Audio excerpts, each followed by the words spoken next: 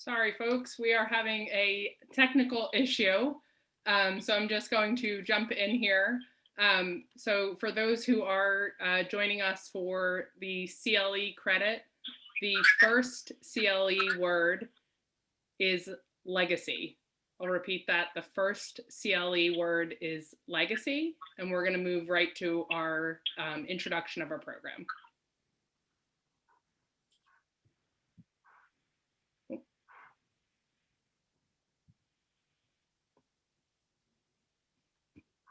Sorry, Joan, you are muted. Oh. There you go. Lower left. Okay. Click lower left. Now am I not muted? Yeah. Yes, you are good. Okay.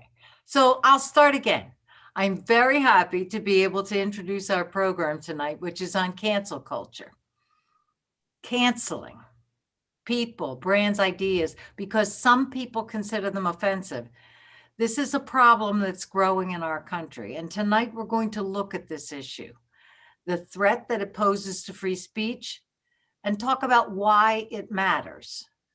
It matters to our freedom, to our prosperity, and to our future as a republic. Before I introduce tonight's speakers, I want to take a moment to acknowledge Jack Templeton. The Liberty Series is named in honor of Jack Templeton. He was a longtime League member, and he and his wife, Pina, gave generously to many causes that promote freedom and free speech. Jack passed away in 2015, and every year we present a Liberty Series program on or around his birthday. So tonight, we remember Jack the day before what would have been his 81st birthday, and we're proud to continue his great work. Our participants for tonight's program both knew Jack Templeton. Our moderator is Michael Moreland, professor of law and religion at Villanova University School of Law. He is a renowned constitutional law scholar and serves on the Legacy Foundation's program committee. And our guest tonight is Professor Robert George. Robbie is a scholar, a political philosopher, and intellectual who's the director of the James Madison Program in American Ideals and Institutions at Princeton University. Michael, Robbie, welcome. Thank you, Joan. Thank you, Joan. It's an honor to be moderating this event on such a snowy evening and to do so with my good friend, Robbie George. So welcome to everyone. We'll get right into the questions, given the importance of this topic, so that we can leave time for questions and answers at the end of our session. So, Robbie, perhaps we can start with an outline of what we're talking about. Not everyone might be familiar with the concept of cancel culture. Some even object to the use of the phrase. So could you discuss what you mean by that concern and give some examples for us? Certainly, Michael. But first, let me say what an honor it is to be back at the Union League, even if virtually. I've had wonderful opportunities, all of which I'm grateful for over the years, to speak at the Union League. For example, on Lincoln Day a few years ago, I was given the honor and privilege also of doing an interview at the Union League with Justice Antonin Scalia. It was one of the great occasions of my own life.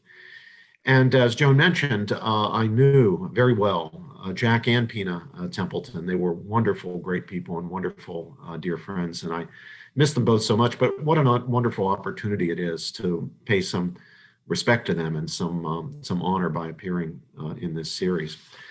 And thanks again to Joan and John and the entire team at the Union League who invited me and arranged for this event, and especially for arranging for my old friend Michael Moreland to be the interviewer. Cancel culture, what is it? It's a cultural phenomenon. It's a practice that we seem to have fallen into across the ideological spectrum of responding to ideas, the expression of which we do not like or approve of, by trying to, quote, cancel, unquote, the person expressing those ideas. By cancel, we mean try to get the person fired from his or her job, denied employment or education or other opportunities in the future. shunned, alienated from polite society. It's a way of shutting down speech. And as citizens of a democratic republic, and especially for those who are involved in the field of education, which in one way or another really is all of us, this is a matter of serious concern. Because there's no way you can run a Republican democracy, and there is no way you can run institutions of education at any level, but certainly not at the higher education level, at the college and university level, in an atmosphere of fear and intolerance in which people are afraid to speak their minds, fearing the consequences for themselves, for their careers, for their families, for their friendships, if they do speak their minds. That culture of intolerance and fear is what we're talking about when we're talking about cancel culture. It leads to people, including young people. I see it in our students here at Princeton. I'll bet you see it, Michael, in your students at Villanova. And there's not a professor in this country who doesn't see it in his or her students, no matter where you're teaching, who is not wondering, and in many cases falling into, wondering whether I should censor myself, living in fear about expressing an idea in class or taking a position on an examination, fearing not only a bad grade, but some further retaliation that would possibly affect their entire futures. Self-censorship is just as bad, because it's just as effective and does just as much harm as official government censorship. John Stuart Mill, the great theorist of liberty, the great English philosopher in the 19th century, had already put his finger on that fact. He had already identified what is so damaging about cancel culture, why we need to be concerned not simply about government-sponsored or government-imposed coercion, but about a cultural phenomenon in which informal, non-governmental pressures cause people to be fearful about speaking their minds. Give us some examples, if you could, Robbie. And you know, it's an issue that I think we understand. As you said, it spans the ideological spectrum. So what are some examples so that people have a sense of how this is happening right now? Certainly, I'll give you a couple of examples from right there in Philadelphia, two of your distinguished institutions of higher learning, neither of which is Villanova. So not the most distinguished institution of higher learning in the Philadelphia area. But I'm talking about the University of Pennsylvania, and I'm talking about Temple. I'm going to name names because I think we need to be candid. I'm going to not censor myself, Michael. One example is the attempt to cancel Professor Amy Wax, a very distinguished professor of law at the University of Pennsylvania Law School. I know you know her work well, Michael. She happens to be a medical doctor as well as a JD. She's been teaching at the University of Pennsylvania for a number of years. She has very distinguished credentials and scholarly achievements, but she also has some very controversial views on issues pertaining to things such as immigration. And she expresses her views in provocative ways sometimes. Whether you think expressing those views in provocative ways is a good or bad idea, what happened to her, which was mob pressure to retaliate, to pressure the officials of the University of Pennsylvania Law School to retaliate against her, to take disciplinary action against her. There were some who wanted her to lose her position at the University of Pennsylvania, a tenured position. That's what we're talking about when we're talking about cancel culture. I think at the end of the day, I hope I'm remembering this correctly, she certainly wasn't terminated in terms of her employment, but I think at the end of the day, there were some courses that she was not allowed to teach. She wasn't assigned any longer, if I remember this correctly, and please correct me, anybody who knows I'm wrong about this. I think there were certain courses that she wasn't allowed to teach because students didn't have those as optional courses. They were just assigned to an instructor. And the fear was that some students wouldn't want to study with her because of her views. So she was disadvantaged as a result of her speaking her mind on controversial questions, expressing controversial views, sometimes in a provocative way. That shouldn't have happened. That shouldn't have happened, not in a serious educational institution. As Dean Jill Dolan, my dean of the college here at Princeton, puts it, even if we have strong emotional reactions to people's ideas and thoughts and positions, we and our students need to be strong and resilient. We shouldn't hunt for safety. We shouldn't try to immunize ourselves. And we who are in positions of authority in education shouldn't try to immunize our students against ideas that they might find unsettling, disturbing, even damaging, or even offensive. That's not our job. Our job is quite the opposite, really. We want our students to be unsettled. We want them to be able to deal with provocative ideas, ideas that challenge their opinions, even their most cherished, deepest identity-forming beliefs. The other example is Professor Mark Lamont Hill at Temple University. A couple of years ago, Professor Hill, who is very much on the left, so Professor Wax was on the right side of the political spectrum, Professor Hill on the left side of the political spectrum, said some very provocative things that I myself very sharply disagreed with about Israel. He's a strong supporter of the Palestinian cause. He's a very strong critic of Israel, and he said some things about Israel and Israeli policy that in the minds of some people crossed the line, maybe going into as far as crossing the line into anti-Semitism. Now, as someone who radically disagrees with Professor Hill about most things, including that, I didn't approve of his views. But when I heard that officials of Temple University were coming under pressure from alumni of the university and some students at the university and so forth to take disciplinary action against Professor Hill for the statement of his views, I made a public statement that I would personally lead the demonstration against Temple's administration if they took disciplinary action against Professor Hill. Not because I agreed with what he said, I radically disagreed with what he said, but because of the importance of his right to say it. We cannot carry on the noble and important, critically important mission of education if we allow an atmosphere of fear and intolerance that disables people from speaking their minds by punishing and making examples of people who do speak their minds. Now, Robbie, you and your friend and frequent interlocutor, Cornel West, issued a statement about 4 years ago. The title is Truth-Seeking Democracy and Freedom of Thought and Expression, which has been signed by hundreds of scholars, I'm happy to say, including me, the president of Villanova. Enosa is also a signatory. I encourage members of the audience to read the statement, which you can find at the James Madison Program website at Princeton. And I'm just going to read the opening line and then ask you a question about it.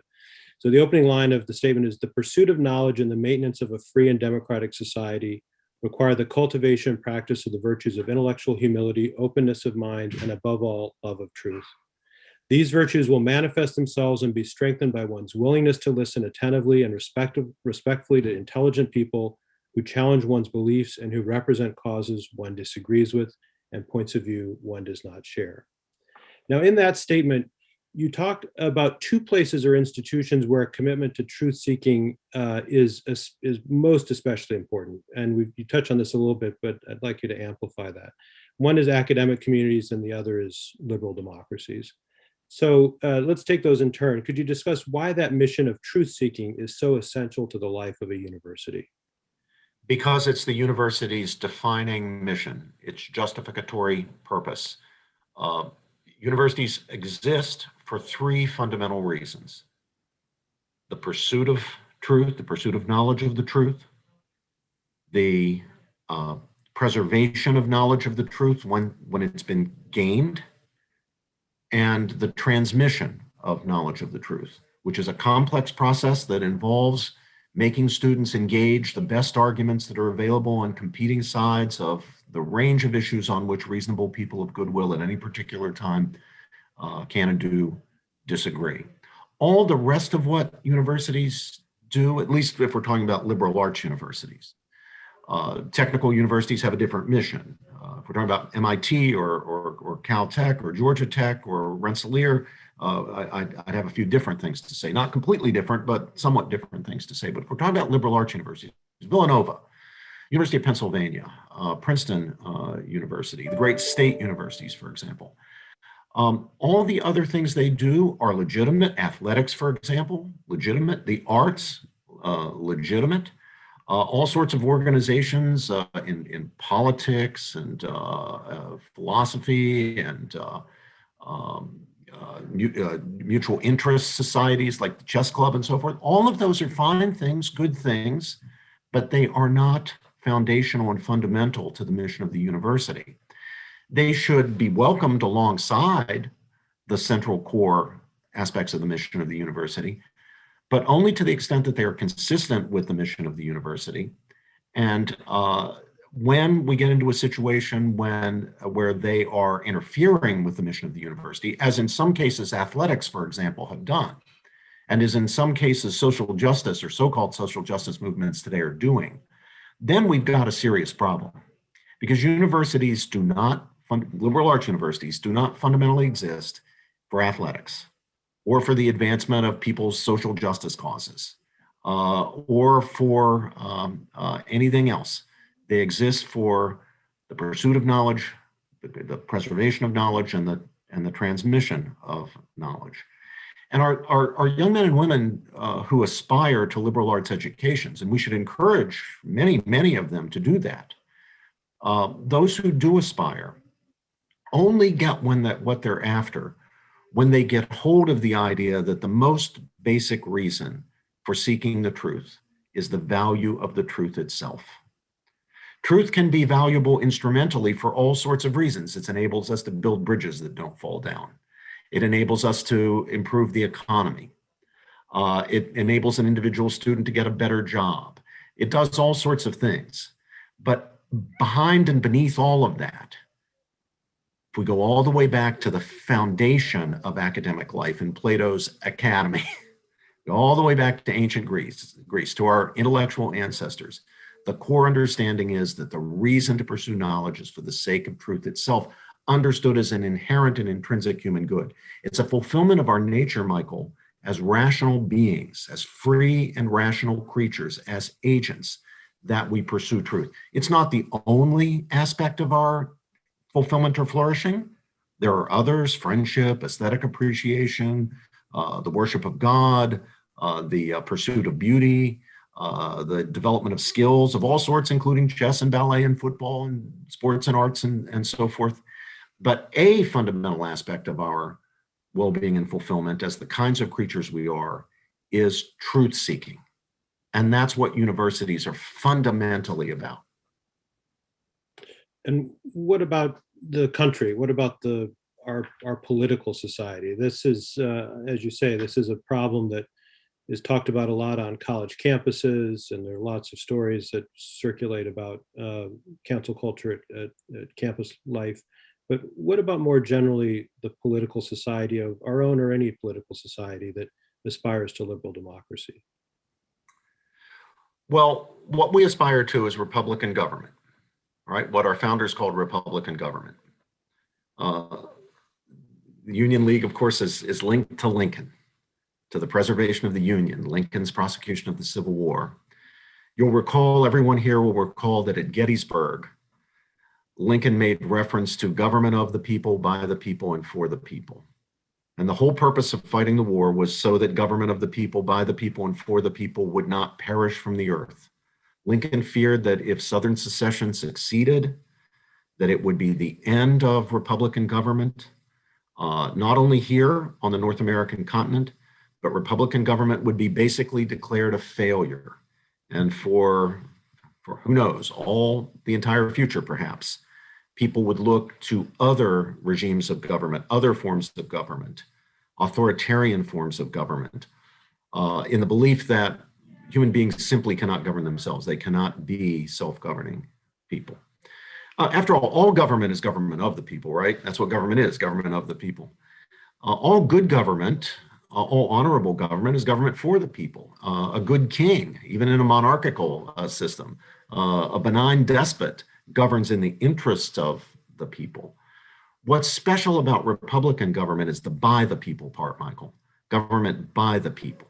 Now, if we're really going to do that, Michael, if we're really going to be government by the people, we're not just going to pretend it's government by the people, we're not just going to use that rhetoric, we're actually going to govern ourselves, then there is a condition of our doing that. And it's the same condition that needs to be in place if you're pursuing knowledge, whether in a university or not. If your real goal is pursuing knowledge, you need conditions of freedom so that you can seek the truth no matter where. And there's a similar condition when it comes to governing ourselves. We need the freedom to be able to speak the truth as best we understand the truth, to disagree with each other, to challenge each other's ideas about truth, to be willing to take challenges from other people of our ideas of truth.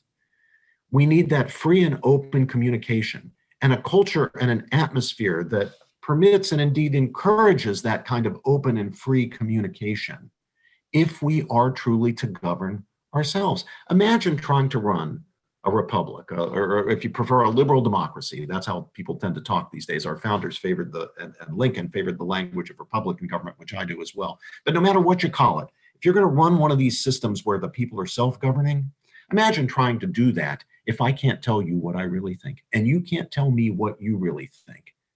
That's not going to look anything like Republican government in the end. That's going to look like East Germany in 1954 or Poland in 1958. That's what it's going to look like. People living in fear, unwilling to speak their minds, fearful if they do, they'll be reported. Bad consequences will happen. They'll lose their jobs. They'll lose opportunities. Their children will lose opportunities. That's not a Republican democracy. That's not what a self-governing people does.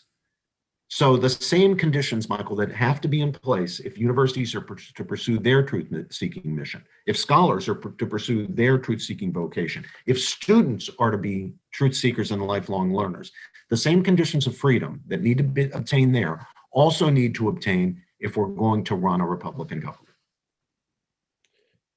One question I'm always interested in this discussion about cancel culture is, what lies behind it? Like, what are the cultural forces at work here? Where does this drive to suppress ideas come from? Or is it social media? Is it mob psychology? What are your thoughts about what kind of the underneath phenomenon is that we're struggling with here?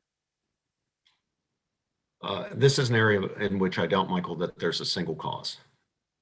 But I think multiple factors figure, and they've just come together in a very bad way right here in our time. I undoubtedly won't be able to do justice to all of them.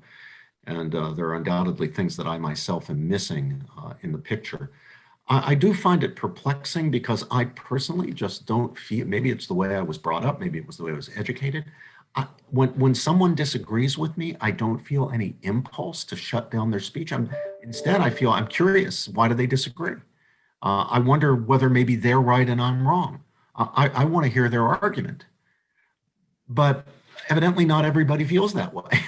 Vast numbers of people, when they hear someone disagreeing, take offense and immediately think this guy's speech should be shut down. Now, of course, this is not a distinctively American phenomenon. It's not a distinctively 2021 phenomenon. I guess if you look at human history, much of it has been taken up with people who don't want ideas to be challenged. We human beings, we form orthodoxies and we form tribes. And tribes are often formed around shared beliefs. And even as individuals, it seems to be a fact about human psychology that we human beings tend to wrap our emotions, more or less tightly around our convictions. Now, that's not necessarily bad in itself. In fact, in a way, it's a good thing, because if we didn't have some emotional investment in what we believe, we wouldn't have the courage of our convictions.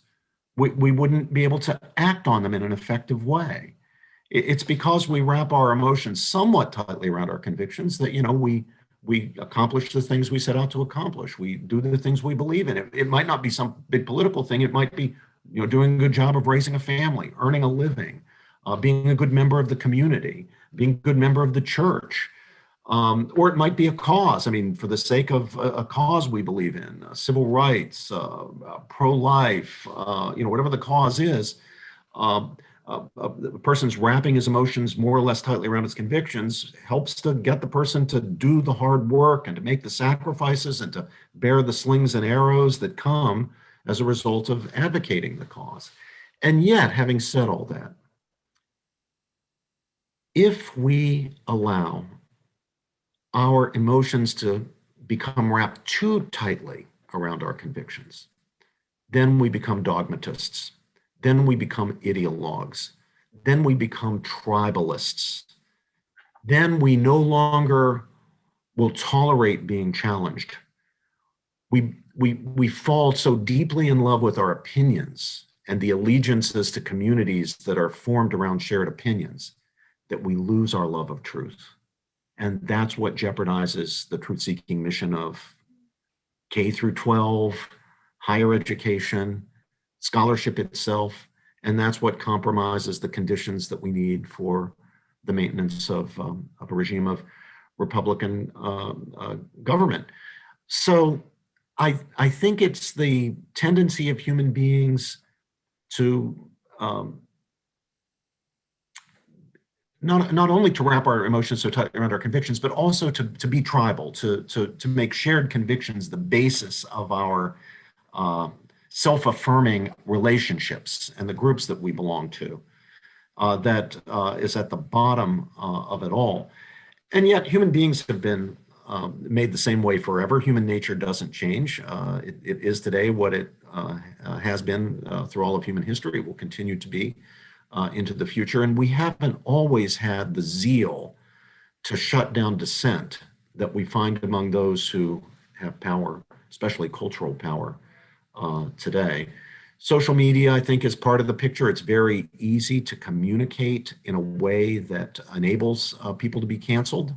We can blacken people's reputations very easily today. I know students in classes are very worried about saying anything in class that could then be reported by students on social media, blackening their reputations, perhaps putting them in a situation where a future employer who's looking up stuff on Facebook or whatever finds that the student said something that was regarded as out of line or politically incorrect or unwoke or whatever. And especially in this age of woke capitalism, which is another big problem, especially in this age of woke capitalism, they might think, gosh, I'll never get a job. My future that I've invested all this time and money and my parents have put all this money into and I've worked so hard to gain will be placed in jeopardy.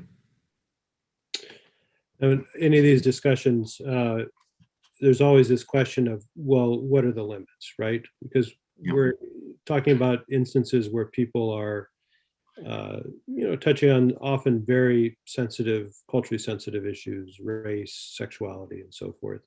And so what are the limits to this? I mean, I even saw there's something in the Q&A about, presumably we're not saying that, some person would be okay for a faculty appointment if they held views that were completely outside of acceptable discourse, but maybe that's the problem, right? So that's the one way of formulating the problem. So what are the limits to this?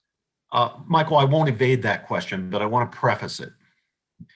The first thing I think we have to bear in mind is that human history, including our own national history, is replete with examples from the sciences, from philosophy, from religion, from all sorts of different domains of life, replete with examples of people being absolutely certain, experts being absolutely certain, the intellectually sophisticated, the highly educated, the influential being absolutely certain of things that turned out to be wrong. Think about that. Those who know the history of science know that we've had cases of a grand scientific consensus around ideas that turned out to be completely wrong.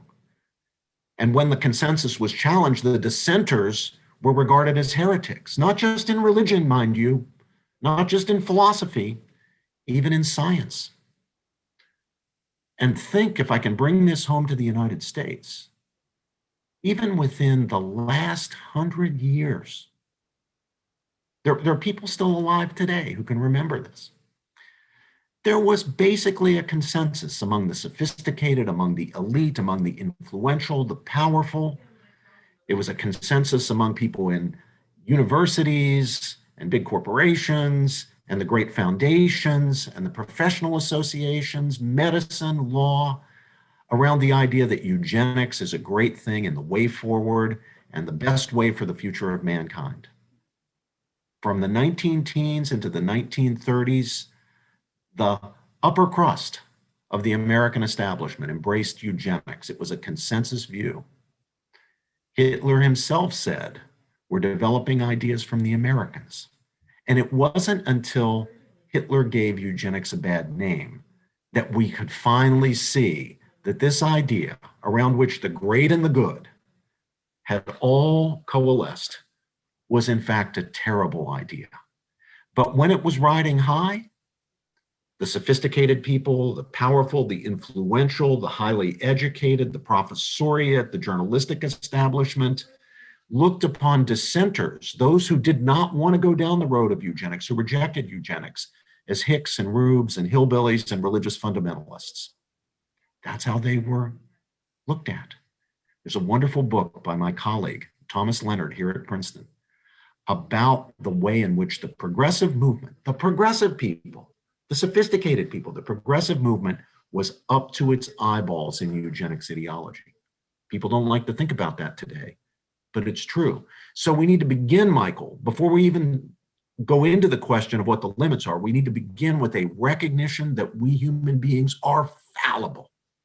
I need to recognize that. You need to recognize that. All of us need to recognize that. As a cultural phenomenon, we need to recognize that. We can get things wrong, and we can be wrong not only about the small and trivial and minor things in life, we can be wrong about the big things. Just think about it this way. Every single person hearing my voice, and I myself and you, Michael, all of us, if we were asked, are there things you believe now that are untrue? Or are all of your beliefs true? Do you hold no false beliefs? All of us have the good sense and recognition of our infallibility to know that we hold some false beliefs, right? Is there anybody out there who would say, no, I am sure I hold no false beliefs? That's just not the way human beings are made. You know, we're not God and we're not little gods. All of us hold some false beliefs. The trouble is, if I ask, well, why do you hold false beliefs?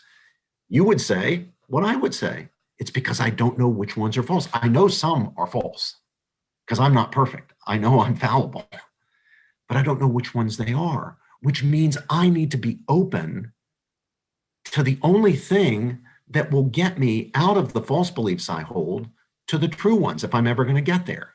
And that is, I have to be open to people challenging me, to people questioning me. And I have to learn to question my own beliefs. I try to teach my students to be their own best critics, to interrogate themselves. You don't have to rely on me. If you really get there, if I get you to where I want you to be as your teacher, you won't need to rely on me to challenge you all the time. You won't need to rely on your fellow students to challenge you all the time. You'll be challenging yourself because you recognize your own fallibility.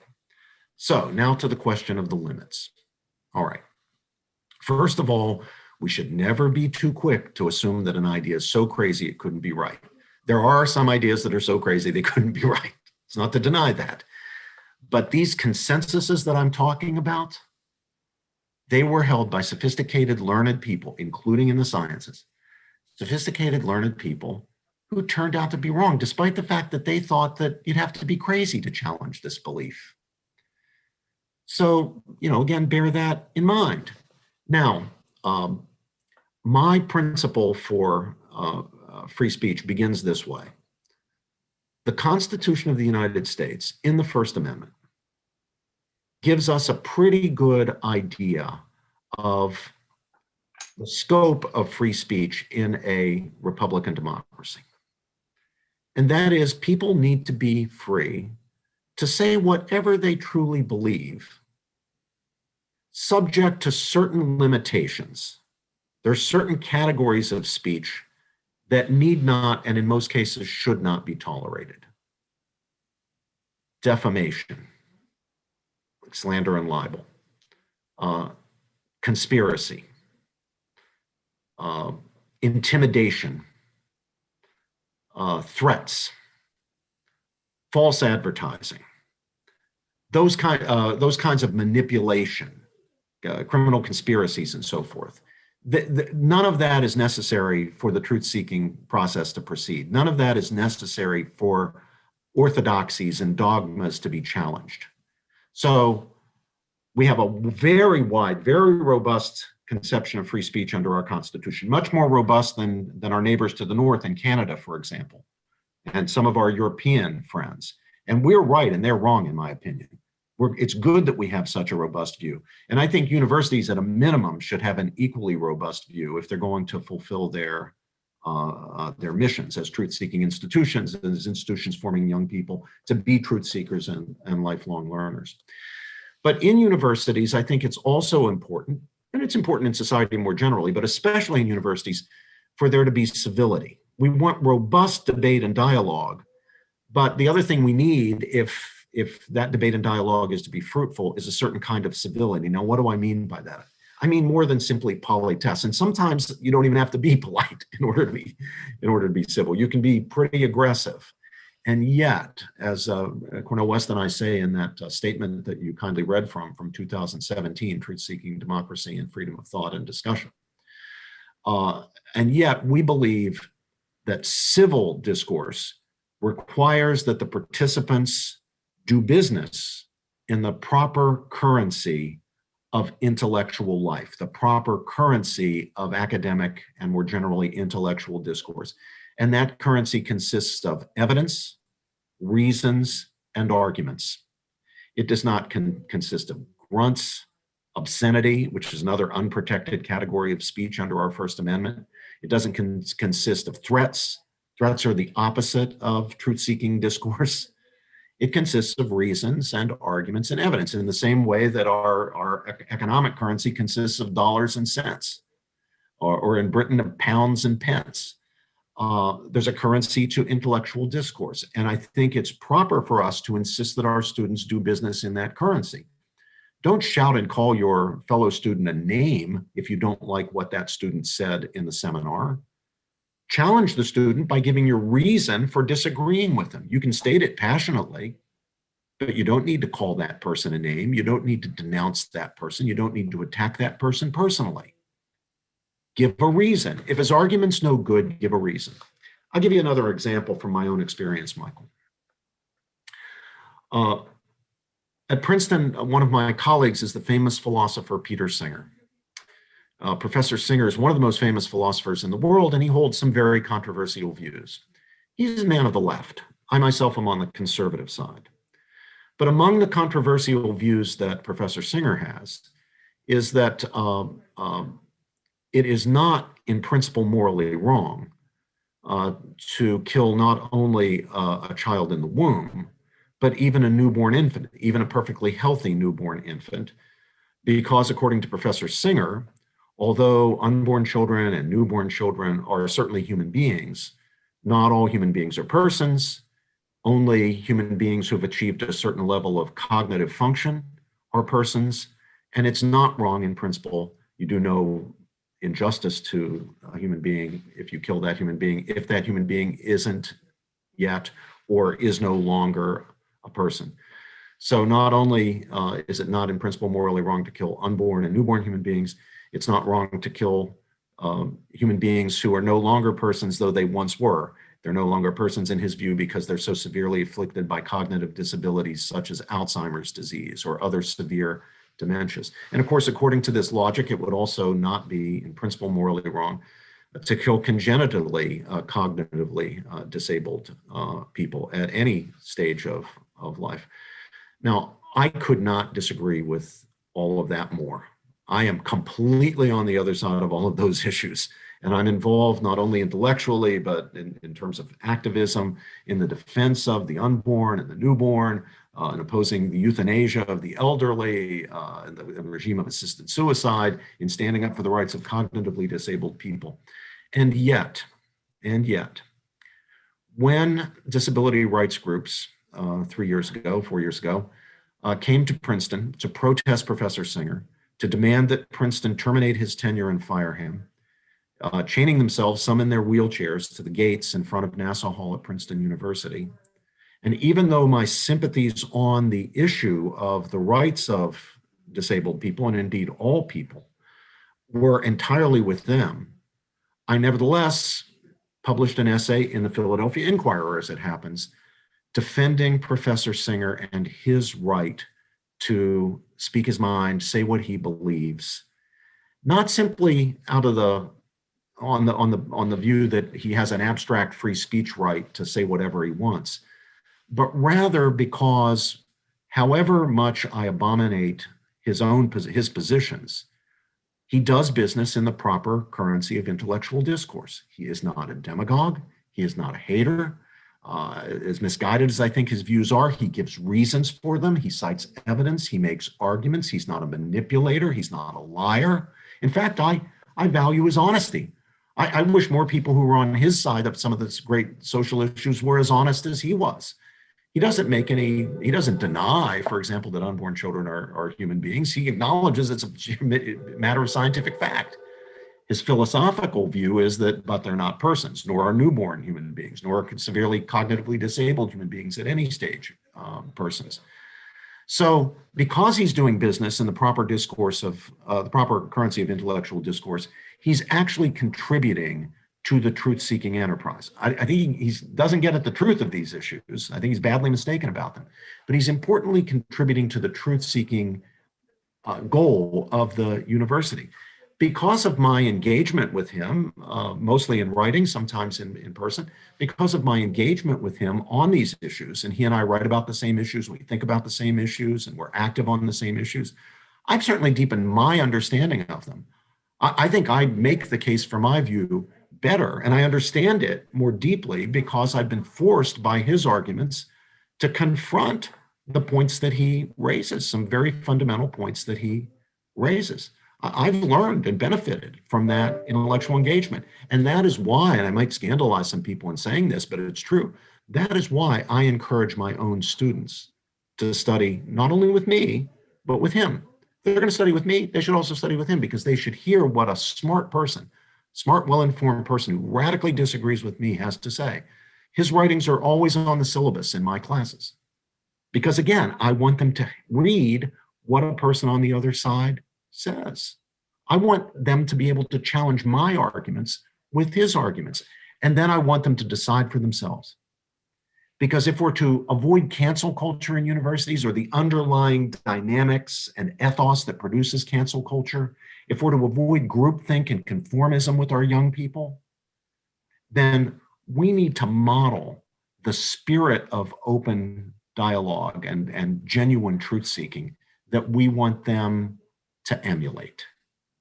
We need to be as open to other ideas and to being challenged as we want them to be. If we are fearing that they are going to become, or are already becoming, little tyrants who want to shut down the speech and cancel anybody who opposes their views, if we're worried about that, and I think we should be worried about that, then the best thing we can do is set a good example.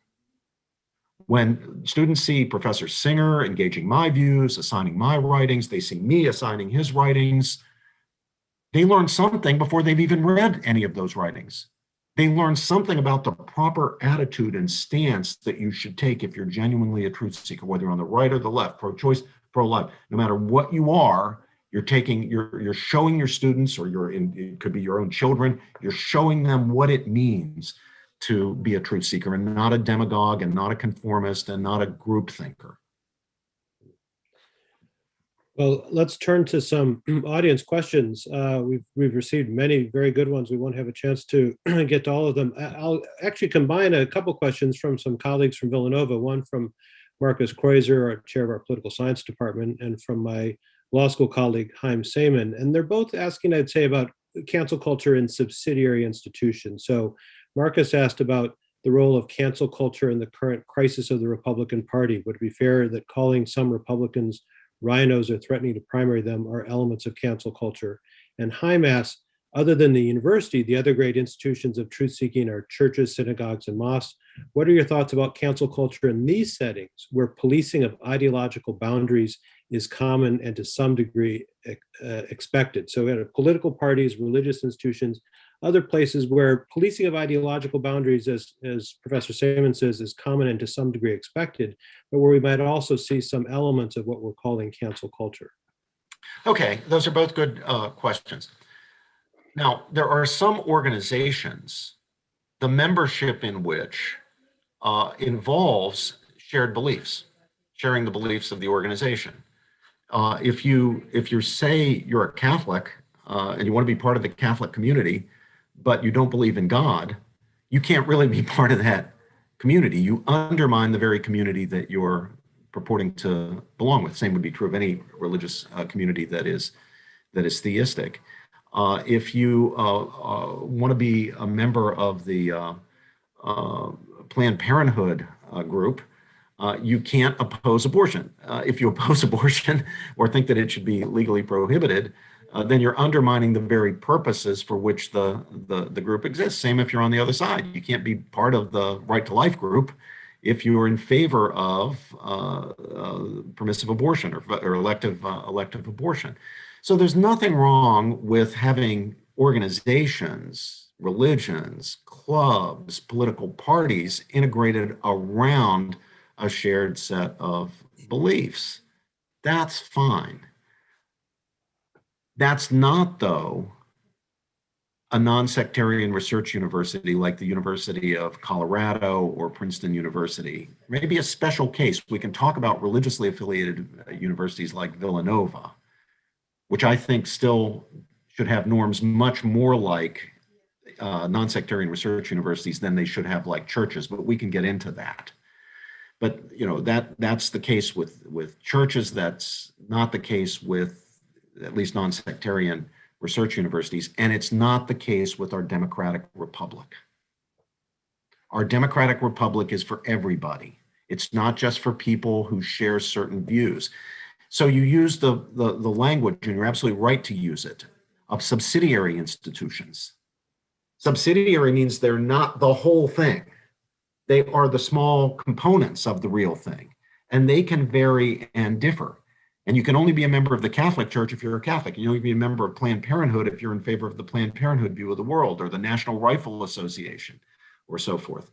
But you don't need to sign up to any particular view about those sorts of religious issues or those moral questions in order to be an American. You're an American by virtue of your citizenship. You have the right to speak your mind, no matter what it is. The same, analogously, is true when it comes to universities, at least universities that are non-sectarian. Princeton University doesn't say we are an institution built around shared belief in, now you name it, capitalism, communism, libertarianism, the Democratic Party, belief in transgender identity. It's not, it's a university that says we are open to the range of ideas and we want the free expression, an engagement of competing points of view. There are some standards and some rules here. There are some rules of civility. We don't want you calling people names, but you don't have to sign up to a particular ideology or faith in order to be part of our community. You just have to be an honest truth seeker, prepared to do business in the proper currency of intellectual discourse. That's how it works. Now, with religiously affiliated institutions, if I may, Michael, since you teach at Villanova, here, of course, the university is built on the belief that we do know some things. There's some things that we believe, and those are part of the reason that we exist, and part of the reason any student would want to come here, and part of the reason that any faculty member would want to teach here. If you are fundamentally opposed to those things, then you just don't belong here as a teacher or as a student. And yet, having said that, I think if you're really going to be a truth-seeking institution, while you're perfectly entitled to have a religious, for example, point of view, I would urge in the strongest possible terms to make sure that your students have many opportunities to hear and engage people who challenge the tenets of the faith. The university should not be catechism class. There's a place for catechism class. There's a place for Sunday school.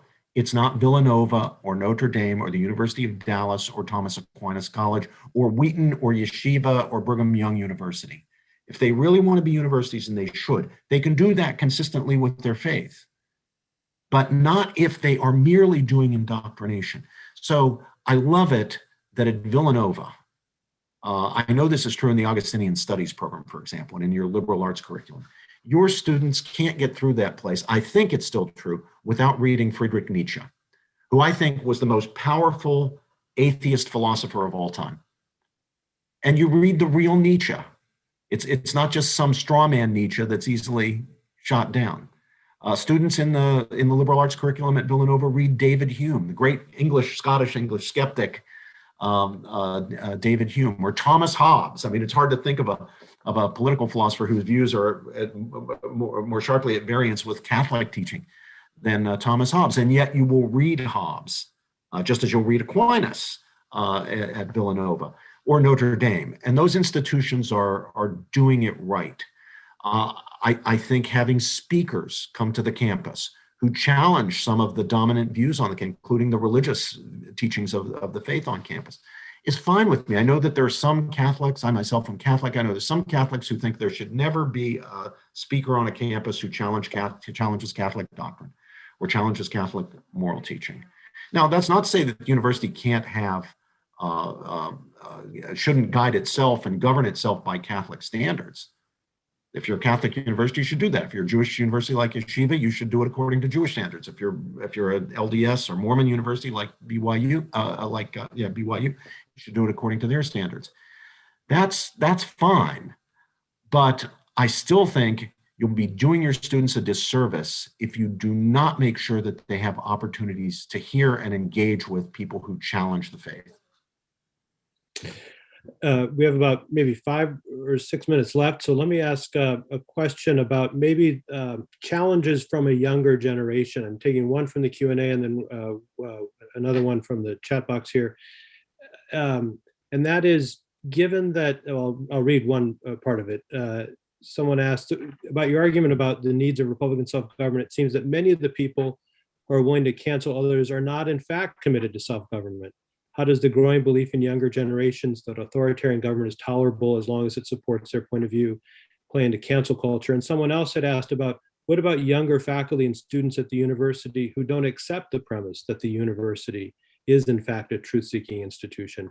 What's the shape of these challenges, both at the level of civic republicanism as a nation and in the university, about kind of rising challenges from younger people? I'm not so sure about the former. I just don't think I know enough to be able to comment much. I'll try to think of something to say about it. I do know something about the latter, and it's true. Not only are there students, there are young faculty who seem either to have failed to have gotten hold of the idea of the university as a truth-seeking institution, or know about that idea and reject it. And they want the university to be an instrument of ideology to advance political goals. And to the latter, I have only one answer, and that is, we must oppose them. As old-fashioned as it might make us seem, and even if in the end we're going to lose, I think we owe it to humanity, really. We owe it to our forebears. We owe it to the people who built those institutions and contributed the money to build those institutions. And we owe it to the great people who built the tradition, going all the way back to Plato's Academy. We owe it to Socrates and Plato and Aristotle and the great medieval thinkers and the great Reformation and Enlightenment thinkers, and Newman in the 19th century and John Stuart Mill.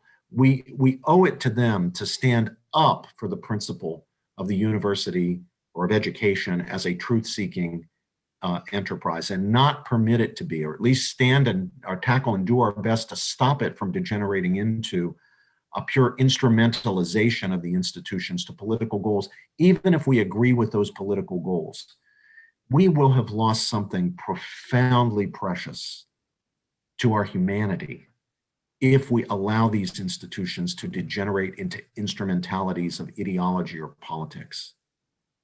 Truth-seeking is really important for human beings.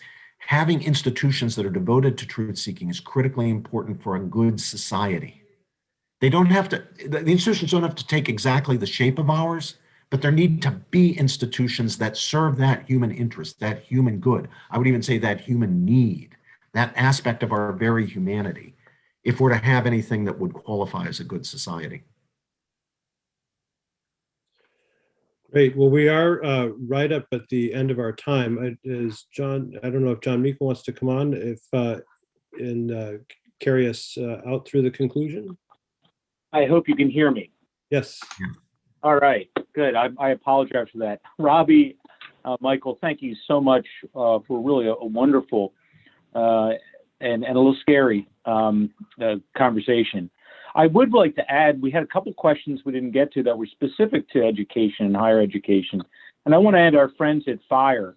And I know both of you have worked with a Foundation for Individual Rights in Education, but they're really right in the fray and trying to make sure that at college and university campuses, people can still have open and honest debate on all kinds of issues. So I encourage you to check out their website and contact FIRE if you see that you need some help. That's what they're there for. So gentlemen, this was a fantastic program. I know that Jack Templeton is smiling and he is very pleased. And I thank both of you for a wonderful, wonderful program. Thank you, John. Thank you. And we need the second right? For our CLE, lawyers out there, I'll give you the second word, which is Constitution. That second word is Constitution. And a few upcoming programs that we have next Wednesday, a Civil Roundtable with Professor Greg Irwin, Sowing the Wind and Reaping the Whirlwind, Abraham Lincoln as President. It's a wonderful presentation. I've heard it before because he gave it at a symposium here about 10 years ago. At the Union League. And then on March 4th, Henry Olson, The Future of the Republican Party. And then on March 9th, Liberty Series program with Senator Pat Toomey, Values, Principles, and Issues. So we have a really great lineup of programs over the next couple of weeks. We hope you'll join us. And until then, have a wonderful evening. We'll see you next week. Thank you.